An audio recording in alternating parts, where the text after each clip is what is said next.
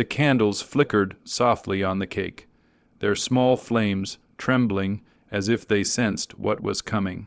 60 of them.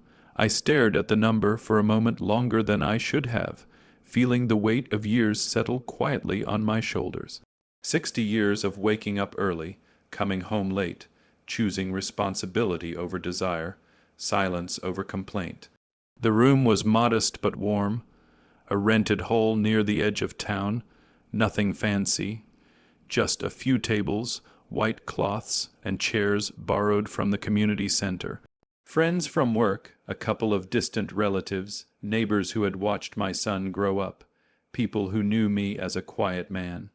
Reliable, ordinary, I had never needed grand celebrations. Still, that night meant something to me. Not because of the number, but because of him, my son. Everything I had done, every sacrifice, every compromise, had led to this moment in my life where I could finally feel proud. Proud not of myself, but of the man I believed I had raised. He arrived late. The door opened halfway through the chatter, and there he was, tall, confident, distracted. His eyes scanned the room like he was checking off an obligation rather than entering a celebration. A few people smiled and greeted him. He nodded, barely stopping, phone still in hand. I told myself not to read into it. Asterisk, he's busy. Asterisk, I thought. Asterisk, young people always are. Asterisk, when it was time for the toast, someone handed him a glass.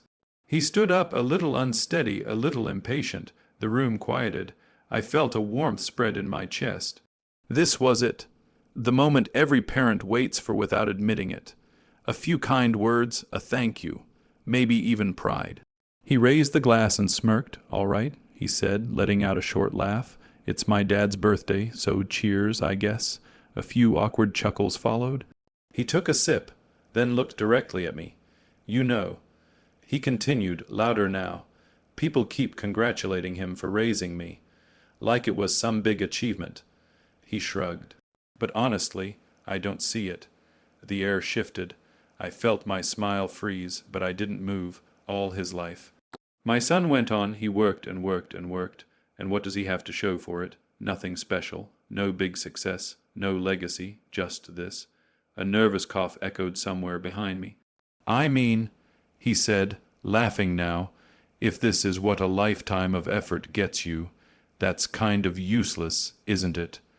The word hit me harder than any slap ever could. Useless. For a second, I thought I'd misheard him.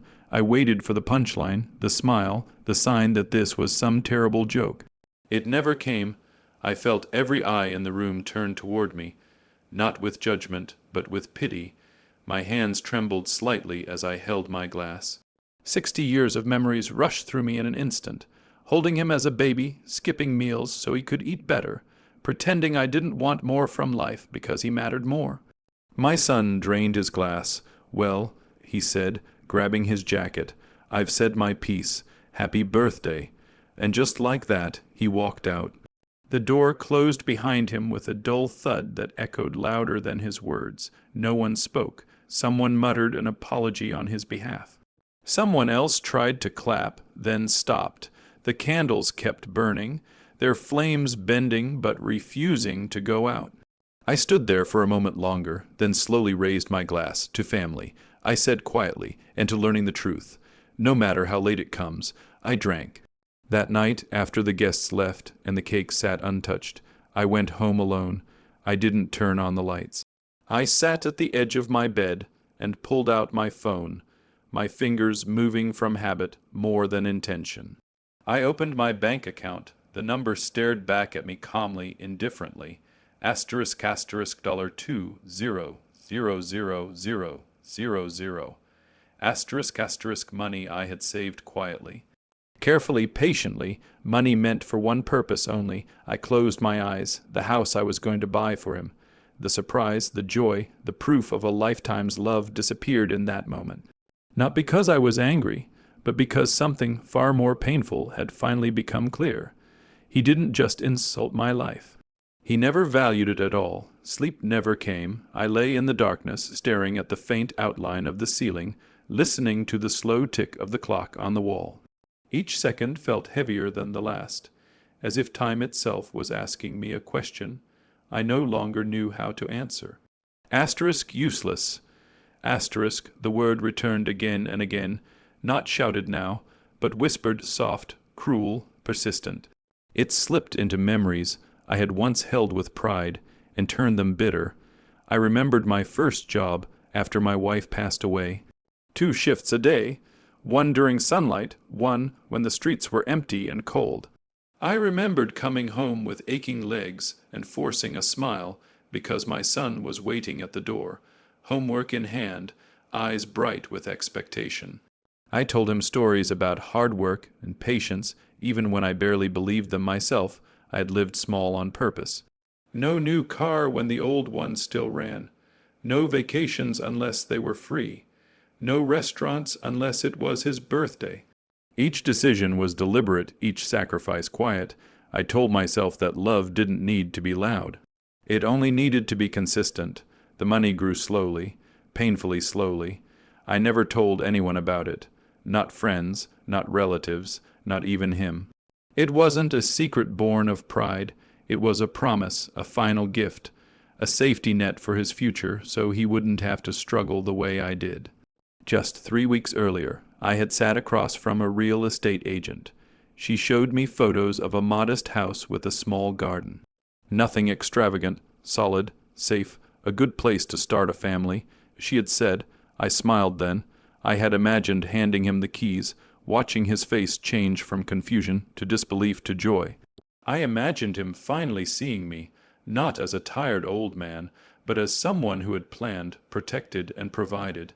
That dream died the moment he raised his glass. Morning came without mercy. The sun spilled through the window, exposing the quiet emptiness of my home. No messages on my phone, no apology, no explanation. I made coffee and let it go cold. By noon, I knew what I had to do. Not out of spite, not out of revenge, but because something essential had broken, and pretending otherwise would only destroy what little dignity I had left. I called him. He answered on the 3rd ring, his voice sharp and impatient. "What? I need to tell you something," I said. My voice surprised me, steady, calm, almost distant. There was a pause. "If this is about last night, I don't have time. It's about your future," I interrupted gently. That caught his attention. I took a breath. I had saved money, a lot of it. $2 million, silence. "I was going to buy you a house," I continued. "I planned to tell you last night on my birthday." The line stayed quiet for several seconds. I could almost hear the gears in his mind turning, rearranging the past to suit this new information. "But," I said, before he could speak, "after what you said, I changed my mind." The words felt heavy, but necessary. "What do you mean, changed your mind?" His tone shifted, sharp with disbelief. "I mean the house will not be yours," I replied. "Not anymore," the calm shattered. "What kind of sick joke is this?" He snapped. "You're lying." "I'm not," I said. "And I didn't tell you to hurt you. I told you because honesty matters, even when it hurts." His breathing grew louder. "So you're punishing me now for one comment." "It wasn't one comment," I said quietly. "It was how you see me." There was a brief pause. Then he shouted, "You think that money makes you important," he yelled. "You've been sitting on it while I struggled, while I paid rent and worked my ass off. I was trying to help you build something lasting. I said, not hand you everything. You owed me that house," he screamed. After everything I went through growing up with nothing, I closed my eyes. That was the moment I understood. Not just that he was angry, but that he felt entitled. That love, in his mind, was measured in property and money, not effort or respect. "I didn't owe you my life," I said softly. "I gave it freely." He didn't hear me, or maybe he didn't want to. The shouting continued, louder, uglier, stripping away the last illusion I had been holding on to. That somewhere beneath his bitterness was gratitude waiting to surface. There wasn't. When I ended the call, my hand shook slightly. not from fear but from release. The secret I had carried for decades was gone. And with it, the version of my son I had believed in. That night, I opened my laptop. If the house dream had died, something else needed to be born. And this time, it would be for me. The silence after I ended the call didn't last long. My phone rang again before I could even set it down.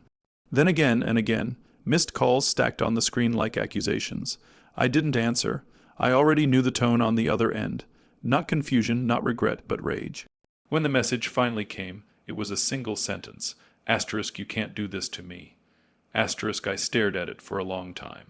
Asterisk, can't. Asterisk, the word struck me as strange, as if I were a machine designed for one purpose only, to provide, to endure, to be taken from without question. I went for a walk that evening. The air was cold, sharp enough to clear my thoughts. As I passed familiar streets, I realized how invisible I had always made myself. I had lived in the background of my own life so completely that my absence now felt like an act of betrayal to him. The phone rang again. This time I answered. "What now?" he demanded, skipping any pretense of respect. "I wanted to hear your voice," I said, to be sure I wasn't imagining it. "Stop being dramatic." He snapped. "You don't get to just change your mind, that money. It's basically mine." There it was. Entitlement doesn't whisper. "It declares I earned that money." I replied, "Every dollar. And I paid the price growing up poor." He shot back. "You think that was easy for me?" "No," I said. "I know it wasn't." "Then fix it." He yelled. "You finally have the chance to fix it." I felt something tighten in my chest, not anger, but disappointment so deep it bordered on grief. "You think money fixes childhood," I said. "It doesn't. It only reveals what was already there." He laughed, sharp and humorless. "Listen to you, acting wise now that you're rich." That laugh did something to me. It stripped away the last of my hesitation. "I'm not rich," I said. "I'm careful, there's a difference. Don't play games," he growled. "You know, I need that house." "Need?" I repeated, "or want." "I'm your son," he shouted. "That's all the reason there has to be." The words echoed in my ear long after he finished speaking. For years I had told myself that love meant never drawing lines, that boundaries were selfish, that parents existed to be emptied out. I was wrong. Being my son doesn't give you the right to humiliate me, I said, my voice calm but unyielding. It doesn't give you ownership over my life. He went quiet for a moment. Then he crossed the line I didn't know still existed. "If you don't give me that money," he said coldly, "I'll get a lawyer. You promised me nothing, but I'll make sure people know what kind of father you are." I actually smiled then, not with joy but with clarity. "Do what you need to do." I replied, "So will I." "You think you can just walk away from this?" he demanded. "I already have," I said. I ended the call. For a long time, I sat at the kitchen table, staring at my hands. These hands had fed him, clothed him, guided him, and now they felt strangely light, as if they were no longer carrying a weight they had grown used to. That night, I called my financial advisor. The conversation was brief but decisive. I instructed him to restructure my assets. New beneficiaries, new plans, new purpose. When I hung up, I felt something unfamiliar but welcome rise in my chest. Peace, not the kind that comes from winning an argument, but the kind that comes from choosing yourself after a lifetime of being chosen last. Entitlement had found its voice, but for the first time I refused to listen. They say revenge is loud shouting, courtroom battles, doors slammed in anger. Mine was quiet. It began the morning I woke up without dread. For the first time in years, I didn't reach for my phone hoping for a message that would soften what had been said. I made breakfast slowly, real breakfast, eggs, toast, fresh fruit.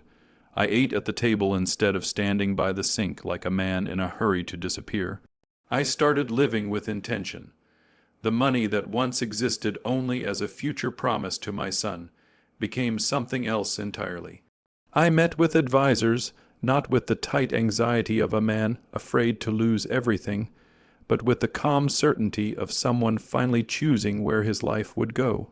I donated part of it to a scholarship fund for kids who reminded me of the boy my son once was, bright-eyed. Curious, still capable of gratitude. I never put my name on anything. I didn't need applause. I traveled. Not far at first, just enough to remember that the world was larger than my regrets. I watched the ocean at sunrise, walked unfamiliar streets, sat in cafes where no one knew my history. In those quiet moments, I felt something returning pieces of myself I had set aside decades ago. And yes, I bought a house. Not the one I had planned for him. This one had a small porch and a garden that caught the afternoon sun.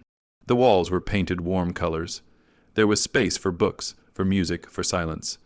When I held the keys in my hand, I didn't imagine handing them to anyone else. They were mine. Months passed before I heard from my son again. This time, the message was different. Asterisk, can we talk? Asterisk, no apology, no reflection, just need. I agreed to meet him at a cafe near my new home. He arrived thinner, tired. The confidence he once wore so easily now hung loosely on him. He avoided my eyes at first, then finally looked up.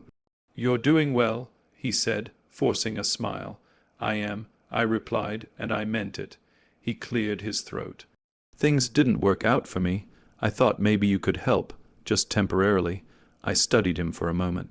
"Not with anger, with understanding. I've helped you all your life," I said gently, "but I won't trade my dignity for your approval anymore." His jaw tightened.